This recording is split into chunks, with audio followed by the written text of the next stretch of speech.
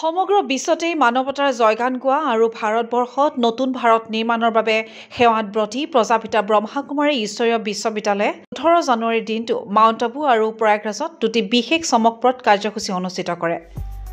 উল্লেখযোগ্য যে প্ৰজাপিতা ব্ৰহ্মাৰ অব্যক্ত দিৱস 18 জানুৱাৰীৰ দিনটো বিশ্ব শান্তি দিৱস হিচাপে উদযাপন কৰা হৈছে। প্ৰয়াগৰাজত চলি থকা মহাকুম্ভত প্ৰজাপিতা ব্ৰহ্মাকুমাৰী ঈশ্বৰীয় বিশ্ববিদ্যালয়ে অনুষ্ঠিত কৰে এক বিশেষ কাৰ্যসূচী।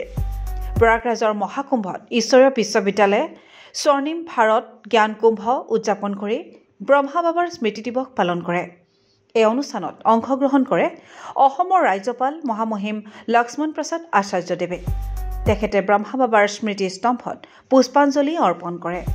এক কথোপকথনত ৰাজ্যপাল মহোদয়ে প্ৰকাশ কৰে যে ব্ৰহ্মা বাবাই নাৰী শক্তিৰ উত্থানৰ বাবে অভূতপূৰ্ব সেৱা আগবঢ়ায়। আজি সমগ্ৰ বিশ্বতেই ব্ৰহ্মা বাবাৰ শিক্ষাক সাৰোগত কৰি নাৰী শক্তিৰ প্ৰগতিৰ বাবে আৰু এখন নতুন বিশুদ্ধ সমাজ গঢ়াৰ বাবে কাম চলি আছে। ব্ৰহ্মাকুমাৰী ভগ্নীসকলে অসমৰ ৰাজ্যপাল মহোদয়ক সাদৰ সম্ভাষণ জ্ঞাপন কৰে। News desk report, north east live studio'.